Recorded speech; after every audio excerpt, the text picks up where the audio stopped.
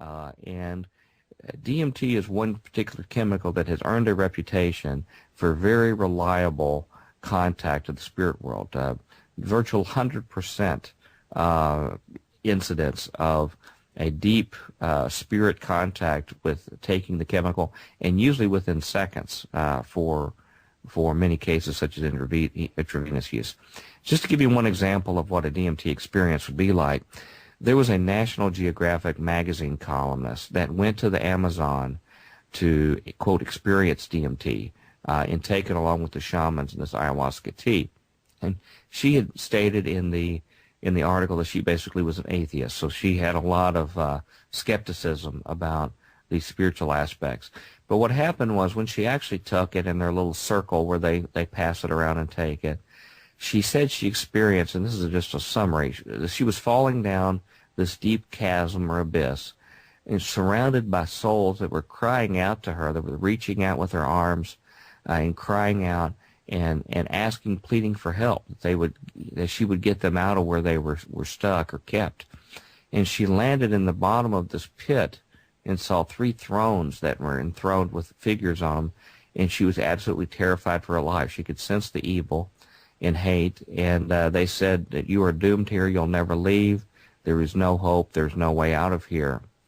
And one of the curious things about this particular drug, unlike just a garden variety hallucinogen, is that communal experiences seem to be possible with this drug, where people experience a common reality. And according to her narrative there, a couple other people who were more experienced that had taken the drug actually intervened in her incidents and brought her out of this particular event. And it's very interesting that having a reputable group like National Geographic actually published this, and someone who really was not promoting the drug per se, but she makes some pretty far-out claims that, for example, that as soon as that incident was over, she began throwing up and threw up something that appeared to be a black snake in the bowl where she was throwing up and things like this. So these are experiences that are really unparalleled, even amongst other hallucinogenic drugs. But one of the key studies with DMT that really caused a lot of attention, and this is one that really got my attention in this whole subject area, was a study that was done by Dr. Rick Strassman, a psychiatrist, a clinical psychiatrist, back in 1991 at the University of New Mexico, funded by the federal government. They were formal clinical trials in hospital, well-funded, under tightly controlled conditions, and they were documented in a book called DMT, The Spirit Drug, which is a book that's still available. And I reviewed that book, and they screened them out. A number of the subjects, for example, had no knowledge of UFOs, any kind of information like this.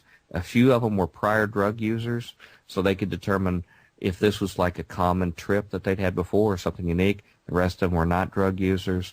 So they looked at these various facets. But what they found consistently was within seconds of intake, these subjects interacted, these test subjects, with creatures that resembled alien greys or reptilian creatures or even insectoid creatures, and reliably interacted with these kind of creatures. And in fact, these insectoids sounded like praying mantis or locusts, actually. While the test subjects were there, they were even being interviewed while they were having this experience. So Dr. Strassman was talking to them, taking notes while they were encountering these entities.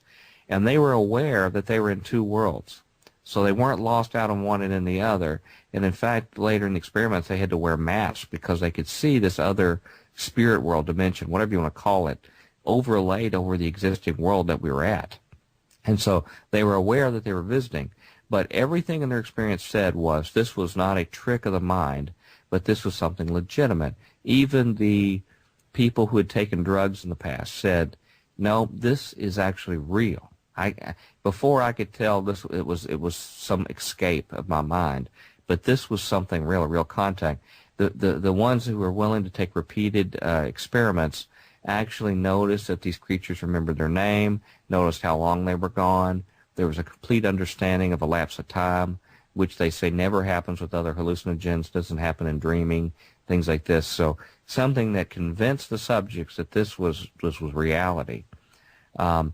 However, in contact with these strange, bizarre creatures, The subjects were commonly raped or had violent reproductive experiments done on them, something that sounded very akin to what you hear in alien abduction experiments, but very, very difficult thing. And in fact, many of the subjects were required to form a support group after the study for trauma therapy because they were so horrified by what they had experienced with it. But ironically, not only does this DMT ingestion process occur with indigenous tribes of Indians down in Central America, but there are now DMT churches that take it in a religious context. They're all over Brazil, and I believe they're actually in America now. And these particular churches, there was a court case trying to get them to stop to take this particular drug, and they said that it was part of the religious observance, and I believe the U.S. courts recently upheld it as valid. So I would expect to see these churches actually spread throughout the United States. Now, there's very interesting elements. This is something that I can't talk about from the narrative. You have to see it. But someone has actually attempted to make some pictures of something representative to what they would experience. And of course, in a two-dimensional picture, you can't represent what a real, full reality experience someone would be. But the kind of things that they mentioned were all sorts of vivid, bright colors, things like linear type events that were distorted, like, for example, a piano, a thing of piano keys that actually be distorted and contorted. They would see little demons, little imps and demons that would watch them. And they most of the time, every one of the people would see a cloaked figure, a cloaked figure that they took to be death, that would have a skull for a face, but it would actually have eyes, actual eyes that would be following them. And as they would go from one type of event to the next, this creature would just sit and watch them through all of this. But to sort of segue back to our physiological causes for this, we're going to talk back to the pineal gland. And I just want to start with a quotation from Hitler. This was out of a autobiography, or a biography done by Hermann Rausching, one of his close associates in his book Voice of Destruction. He says, Hitler stated, "Some men can already activate their pineal glands to give a limited vision into the secrets of time." Hitler also told Rauschning that a, quote, new man would be created using the visions and scientific knowledge already being transmitted through these men's pineal glands. So this is something that's known to be something very special for a particular period of time. Now, to further explain this pineal gland that Dr. Strassman believes is directly connected to the production and use of DMT, the pineal gland is a gland embedded in the center of your brain, directly behind your forehead, almost right between your eyes, surrounded by the brain. And it's called pineal gland because it is shaped like a little pine cone. Looks just like a pine cone, about 6 to 8 millimeters in diameter, but it's this pine cone shape. And it produces chemicals like serotonin, DMT, and other similar tryptamine chemicals. Serotonin, which affects your general state of well-being. Melatonin, which is a derivative of serotonin, is created in the pineal gland. One of the ironies, just little tidbits about the pineal gland, is that fluoride in water will actually calcify it. And that's why you can see a pineal gland on x-rays in older people that actually is calcified, which would tend to suggest that it would inhibit its capability, if whatever its capability might be. But as it turns out, in additional research I've performed in the literature, it turns out fluoride actually assists the DMT and other tryptamine neurotransmitters in accomplishing their task. It allows it direct passage into the cells and into the nerve endings. So fluoride actually has been documented as a beneficial effect in having the pineal gland do what it does.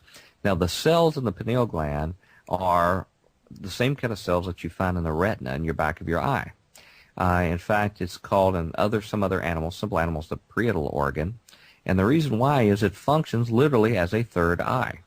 It has light sensitivity. It'll actually transmit information from light, really just like your eye does. Now, it may process it in a different way, but it actually